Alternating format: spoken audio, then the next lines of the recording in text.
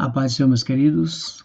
Você está no canal O Fim desde o Princípio. Eu sou o Altair. Nós estamos aqui ministrando o estudo da lição de número 8. Se você adentrou agora neste momento, essa parte aqui é a número 3. Aconselho você que entre no canal e vá para a parte de número 1 dessa lição de número 8, porque é uma sequência onde, se você entrar aqui neste momento, pode ficar um pouco de difícil entendimento, pode não trazer uma revelação completa para você, ok? Então, fique à vontade, como eu sempre falei, nosso trabalho aqui ele está aberto, ele é livre, ok? Os slides eles são disponibilizados, se assim você se interessar pelo trabalho, o e-mail está na descrição, eu terei o maior prazer de enviar para que o reino de Deus possa progredir, possa crescer e possa edificar mais irmãos, ok? Então, lição de número 8, a estátua de Nabucodonosor, o profeta Daniel. Nós estamos na parte de número 3, ok? Vamos lá, vamos prosseguir então. Parte de número 3, estamos finalizando, ele termina agora nessa parte de número 3, ok? Então, nós falamos das questões na parte passada, né, ali das pernas de ferro, onde elas seriam divididas, né, Roma Oriental, Roma Ocidental, chegou assim aos pés e aos dedos de ferro e barro. Mostramos que aconteceu sim no passado, toda aquela questão das 10 nações, onde 3 nações foram subjugadas, deixaram de existir, onde se cumpriu ali, onde se levantou no meio, o Antíoco Epifânio, e realmente subjugou e se cumpriu ali a profanação do templo, perseguiu o povo santo, né, aproximadamente ali realmente os 3 anos e meio, mas, como falamos, Deus deixou uma revelação muito maior para que nós então agregássemos a todas as chaves, as revelações, o conhecimento, apontando para algo muito maior, uma profecia maior, onde justamente essa questão da pedra que nós vamos falar agora, essa pedra que bateu nos pés da estátua, a qual destruiu ali os pés, esmiuçou, e vindo então a estátua a ser totalmente destruída. Isso não ocorreu, até porque os reinos ainda estão aqui, mesmo eles estando misturados, eles estão aqui ainda hoje. A pedra não bateu num pé, não destruiu, até porque essa pedra, quando ela bater, ela vai realmente estabelecer um reino eterno, ou seja, de Cristo reinando nessa terra. Falei na aula passada que isso não aconteceu, Satanás não está amarrado, o anticristo e o falso profeta não foi lançado no lago de fogo ainda, não reinamos com Cristo 1000 anos como reis e sacerdote. Então veja que são várias situações que ainda faltam para se cumprir, ok? Então não se cumpriu. Ali no passado foi só uma maquete, foi uma história para te mostrar que há algo maior, com mais ou menos com base do que aconteceu.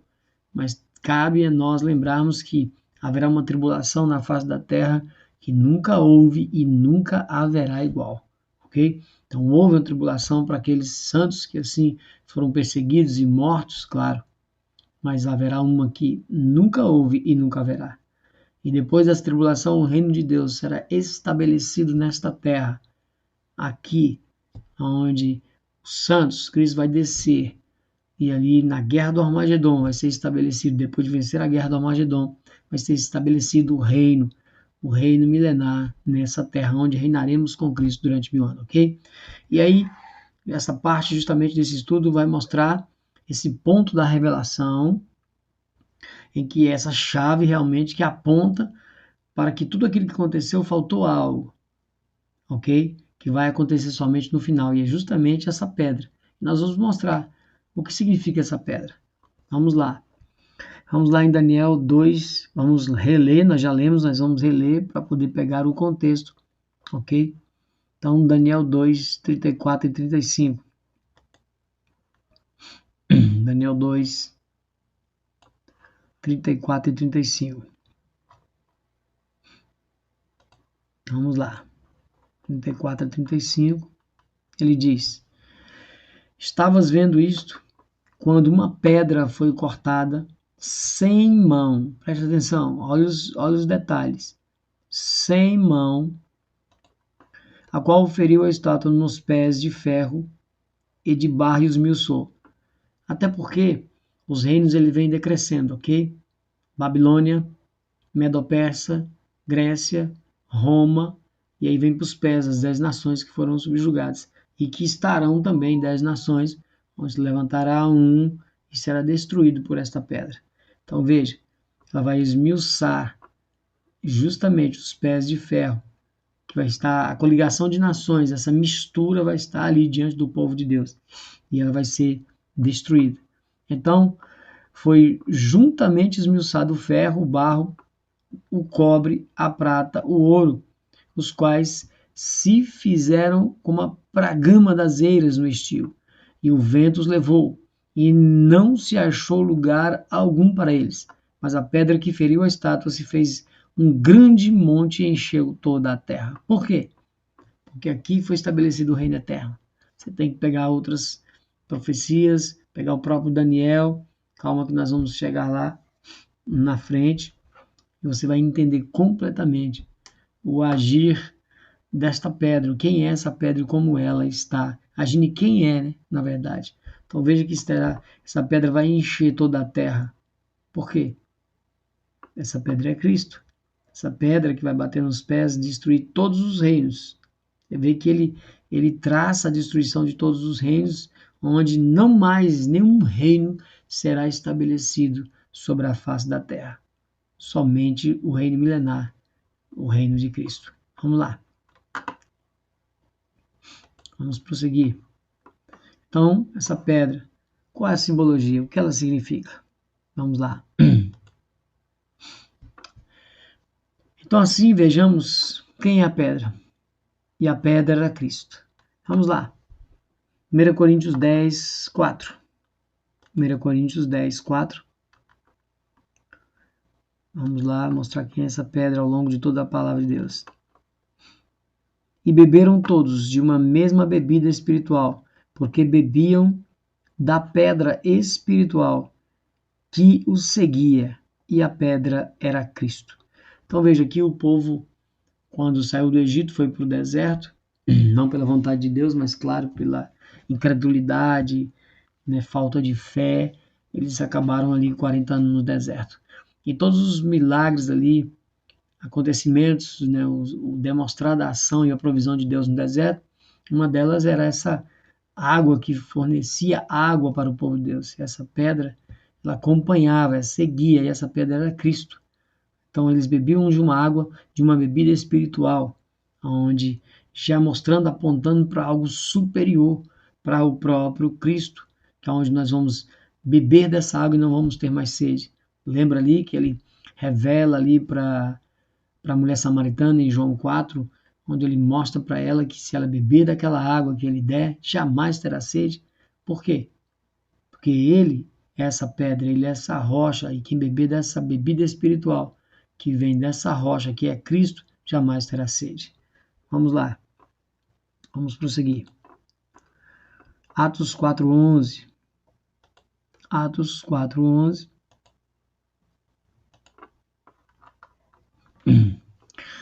Ele é a pedra que foi rejeitada por vós, os edificadores, a qual foi posta por cabeça de esquina.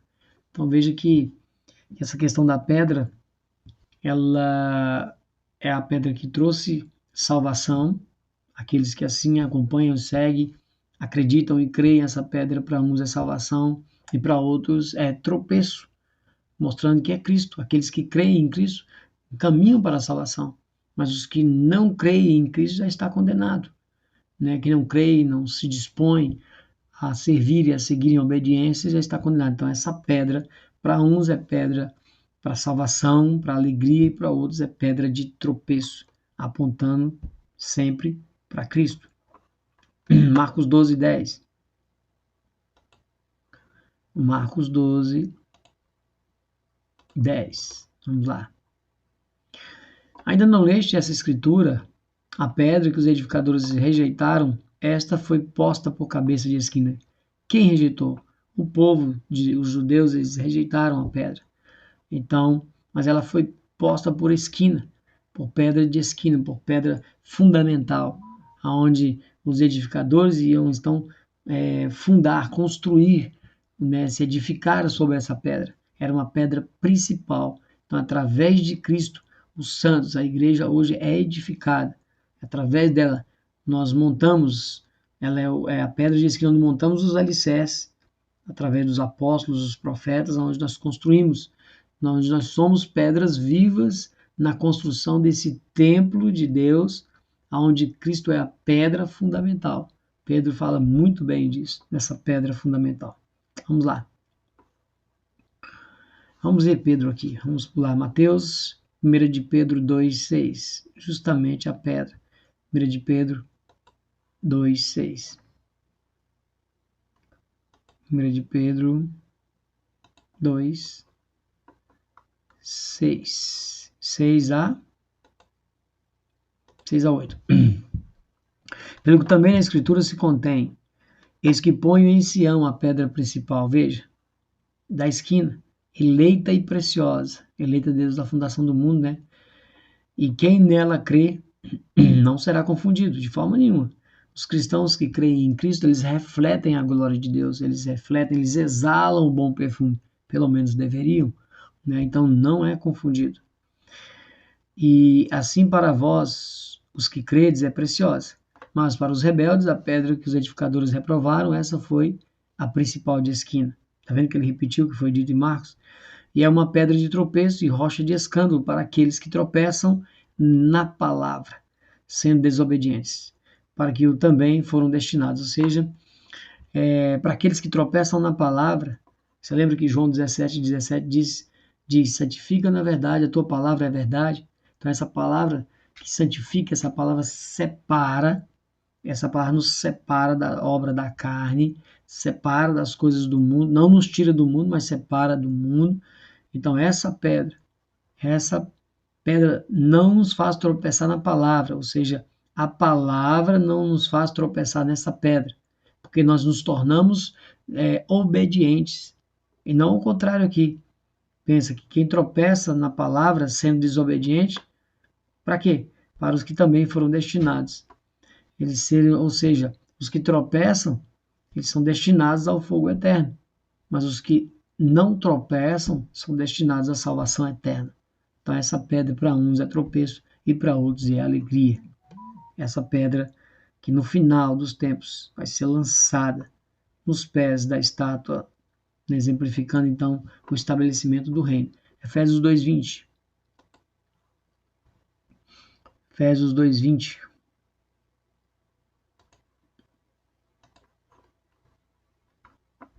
Vamos lá. Edificado sobre um fundamento dos apóstolos, pensa uma base, e dos profetas, de que Jesus Cristo é a principal pedra de esquina, de novo, através da palavra, dos ensinamentos ministrados pelos servos, os profetas, os apóstolos, né? De que Jesus é a pedra principal. Então Jesus é a pedra de esquina, ele é a pedra principal desse fundamento embasado, deixado como exemplo, como ensino para nós através dos profetas, através dos apóstolos, através de sua palavra. Ok? Vamos lá. Então, estamos vivendo justamente na época em que logo será estabelecido esse reino, que não será jamais destruído. Então veja que esse reino jamais será destruído. Essa é a dica e a chave que ele me dá. E não será dominado por nenhum outro. E destruirá todos os outros reinos. Pedra bate, destrói toda a estátua, reinos ao longo de toda a história, no passado, presente e futuro. Vamos lá. Daniel 2, 44, 45.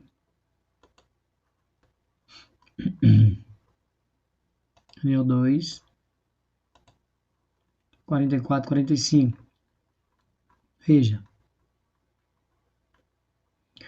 Mas nos dias desses reis, o Deus do céu levantará desses reis. Quais reis? Estabelecimento dos 10 reinos, aonde levantará um e subjugará 3, e depois subjugará os 10 no poder de Satanás. Quando? Então veja, nos dias desses reis, o Deus do céu levantará um reino que não será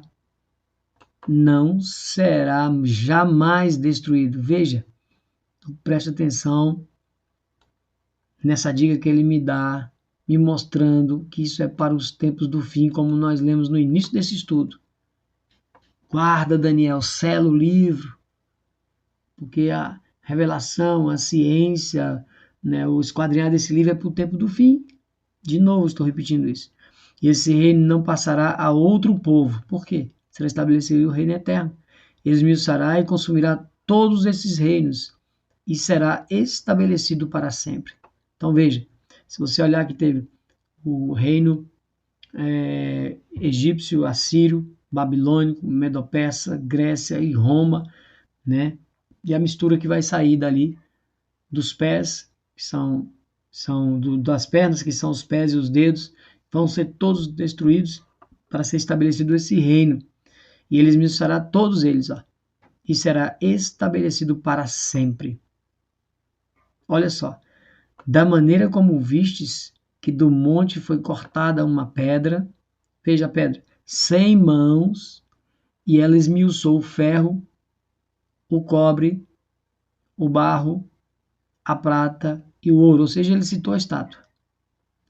O Deus grande fez saber ao rei o que há de ser depois disso. E certo é o sonho e fiel a interpretação. Ou seja, depois disso, depois do fim que ele tinha falado, tempos e metade de um tempo, depois de tudo isso, será estabelecido um reino que será colocado, um reino eterno, jamais será vencido, jamais será substituído. Olha a dica que ele me deu. Isso se cumpriu no passado, no tempo de Antíoco Epifânio? Não. Isso se cumpriu quando Jerusalém foi destruída nos anos 70? Não. Então são as chaves a qual eu tenho que complementar todas as dicas que ele me dá para prosseguirmos com a profecia, para fecharmos o tempo exato do cumprimento final dela, ok? Vamos lá.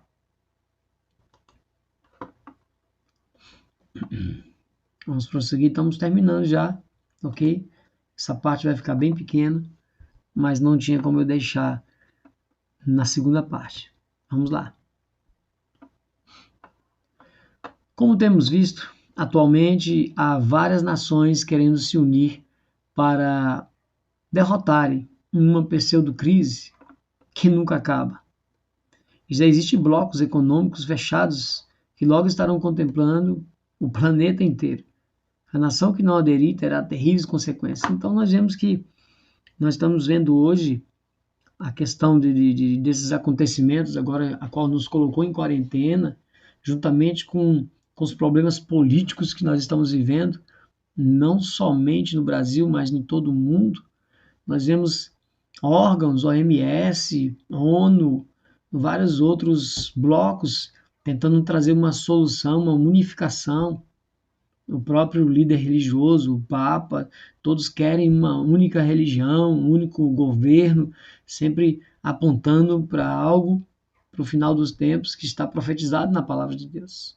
Então, vê que todo um mover, essa conspiração, vai nos levar justamente para a época do Apocalipse, para que essa união, essa junção, ela seja estabelecida, até porque vai se levantar o bloco que vai se dispor a ajudar, vai ter que ter uma falsa paz, um líder que vai trazer a solução, aonde ele então, no meio da semana, ele se levanta querendo ser Deus, querendo tomar o poder mundial, e vai começar então toda uma perseguição. Então veja que tudo está se encaminhando, é só você olhar, tudo. E, infelizmente, hoje, né, no dia 29, que já é de madrugada, 29 de abril, né? Hoje nós estamos aqui praticamente nos maiores, no pico, por exemplo, do problema. Não posso estar falando o nome porque o YouTube está cortando, né? Se você falar o nome da questão do que está acontecendo, ele pelo áudio ele pode cortar o vídeo, que não tem nada a ver com isso, mas se eu falar pode cortar. Isso é a política que ele estabeleceu. Então, diante dessa crise que nós estamos vivendo, tende a piorar mais ainda. Nós, como cristãos, claro que oramos pela misericórdia, oramos para que tudo melhore, para que haja uma mudança, para que nós possamos reviver, revigorar, estabelecer o nosso país de novo. Mas tudo caminha para algo muito pior, infelizmente. Porque nós temos que pedir força e paz para enfrentarmos as dificuldades sem pecar, sem sair da presença de Deus. Por quê? Porque Jesus disse que nos últimos dias aconteceriam esses tipos de problema, mas ele também disse que quando chegasse esse tipo de situação, essa tribulação, ou seja, o princípio das dores para adentrar uma tribulação, não estou dizendo que é agora este momento, mas parece, então nós temos que estar vigilantes e atentos. Então, quando chegasse esse momento, eu também deveria me alegrar. Como? Alegrar por quê? Porque a minha redenção está próxima, a sua redenção está próxima, a nossa redenção está próxima. Então, nós também temos que se alegrar, que está chegando um dia que vamos sair desse plano físico, carnal, onde há sofrimento, dor, choro, e vamos passar para um plano espiritual onde não há dor, nem ranger de dente, nem tristeza, só felicidade, porque nós vamos estar com Cristo. Então nós temos que pensar em algo que é de cima, algo maior do que simplesmente aqui na terra. Mas sempre atentos, sempre vigilantes, olhando os acontecimentos, olhando os sinais. E aí ele nos mostra os sinais na palavra. Você lembra que eu falei na primeira parte dessa lição? O que antes foi escrito para o nosso conhecimento. Apocalipse disse, na Apocalipse 1, ele fala que a palavra de Deus, essa revelação, eu tenho que colocar na minha mente, no meu coração, viver, para não sair dela de forma nenhuma. Então nós temos que estar atento, guardar, né, o entendimento com firmeza, com fé, entendendo que vai chegar um momento que tudo vai se acabar, que esse plano de redenção estabelecido por Deus tem um fim, tem um dia para terminar. E tudo indica que é na nossa geração. Então nós temos que estar mais atento ainda. Lembra quando eu falei de Paulo? Na época dele, ele identificou que a estátua estava só com uma perna, ou seja, o reino não tinha se dividido ainda, então ele estava mais tranquilo, exortando os irmãos, tendo a certeza que não era naquele dia. Mas ele tinha que se manter vigilante, porque se ele morresse, como aconteceu, ele tinha que morrer em Cristo. Então, para ele, é como se Cristo tivesse vindo naquele dia, porque não tem mais como ele fazer nada. Por isso nós temos que vigiar, estar atento. Porque se eu morrer antes da última semana, antes de todo o acontecimento, eu tenho que estar com Cristo. Então, veja, por isso a vigilância, por isso a atenção. Mesmo eu sabendo que a tribulação pode iniciar no ano que vem, mas e se eu morrer daqui para o ano que vem? Eu já tenho que estar em Cristo. Ok? Então vamos lá. Então, diante desses problemas, meu irmão, de tudo isso acontecendo, você crê que pode piorar e vai piorar. Mas tenha fé que algo maior nos espera. Então, estamos vivendo então na época dos dedos da estátua. Também está revivendo de novo a história. Ela é cíclica. Vivemos no fim da história dos impérios e quase no início de um novo tempo. Em Apocalipse 13, 1, 2, ela é retratada uma besta de 7 cabeças e 10 chifres, que tinha diademas e sobre a sua cabeça. Ou seja, podemos entender que ainda haverá uma tentativa de criação de 10 reinos ou 10 nações líderes mundiais. Eu não digo nem tentativa. Vai haver uma criação de 10 reinos e 10 nações líderes mundiais, sim. Onde tem essa cabeça, essa besta de 7 cabeças e 10 chifres. Vamos lá, só para não ficar nas minhas palavras, alguém pode ter esquecido, Apocalipse 13. Apocalipse 13, 1, 2. Apocalipse 13. Aqui é interessante, né? Que fala justamente a questão das duas bestas. A besta que emerge do mar e a besta que emerge da terra. Nós vamos tratar de um estudo somente disso. Nós vamos fazer o estudo de Daniel. Nós vamos fazer o próximo estudo dos animais. Vamos fazer junção, né, da estátua com os animais. E depois eu vou intercalar. Eu vou fazer um estudo só das bestas, só desse capítulo, né, do capítulo 12, 13 e 17. Não vou passear muito no Apocalipse, porque nós vamos fazer um estudo somente do Apocalipse. Vamos destrinchar o Apocalipse. Mas eu quero, antes de prosseguir para o próximo estudo, depois do Daniel, eu quero falar das bestas do Apocalipse, é justamente dessas duas bestas. Aí nós vamos depois dar prosseguimento para chegarmos no Apocalipse, literalmente, para tratar a fundo ele. Mas veja, eu pus-me sobre a areia do mar e vi subir do mar uma besta que tinha 7 cabeças e 10 chifres. E sobre os chifres, 10 diademas. Por quê? Eles vão receber poder por um tempo. Esses chifres, quem é esses chifres? Nações. E sobre as cabeças, um nome de blasfêmia. Eles vão ir contra tudo que se chama Deus. E a besta que vi era semelhante ao leopardo. Veja, quem é leopardo? Nós vamos ver na outra aula, mas eu vou te dar alguma dica. A Grécia. E os seus pés como de urso. Quem é o urso? Quem é o urso? Veja, Babilônia, Medo-Persa, Grécia. Então o urso é a Medo-Pérsia. Então veja, os pés de urso. Então nós temos o leopardo, que é a Grécia. Nós temos a Medo-Pérsia e boca de leão. Nós temos a Babilônia. E o dragão deu-lhe o seu poder e o seu trono e o grande poderio. Então veja que essas mesmas nações, claro, uma configuração delas, ou seja, os povos que se espalharam, mas os mesmos povos que são em oposição a tudo que se chama Deus, eles vão realmente, de novo, eles vão se configurar nessas 10 nações, primeiramente nessas 10 nações, onde o anticristo sairá do meio das 10, elas vão se configurar nas nações do passado. Então essa besta, esse animal, essa quimera, esse animal estranho que está se formando aqui, é povos, línguas e nações. E ele está mostrando para mim de onde vão vir esses povos, línguas e nações. Então muitas pessoas não querem ler o Apocalipse porque tem medo, né? Pensa que o Apocalipse é cheio de monstros, cheio de bichos. Aqui é uma besta, um monstro. Meu Deus, que monstro é esse? Não, não, não. São povos, línguas e nações. São a configuração. Ele está me mostrando essa configuração. Ela vai voltar. De novo. E ele fala, e vi uma de suas cabeças como ferida de morte. Ou seja, lembra do chifre pequeno? Vai acontecer algo com ele, que ele vai ou morrer ou está para morrer. Mas a outra besta que emerge da terra, ou vai ressuscitá-lo, ou vai curar. E veja, e a sua chaga mortal foi curada, e toda a terra se maravilhou após a besta. Eu não vou prosseguir aqui, mas é para você ver, uma besta religiosa, o falso profeta vai curar a besta que emerge do mar, que sai de povos, línguas e nações.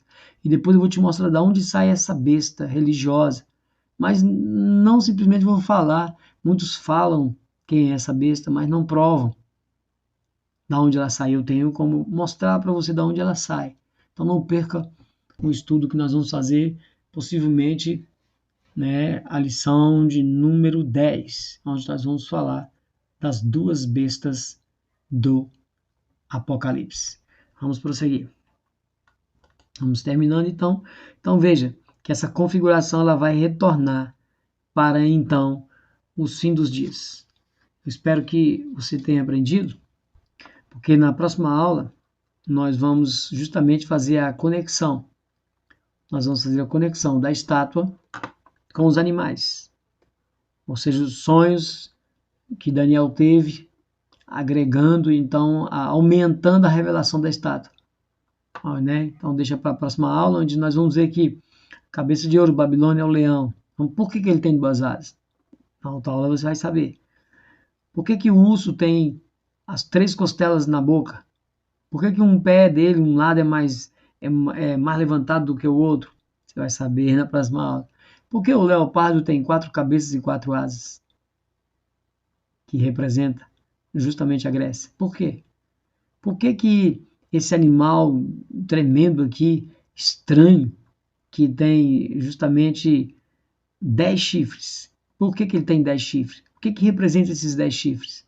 Qual é a relação do chifre com os dedos da estátua?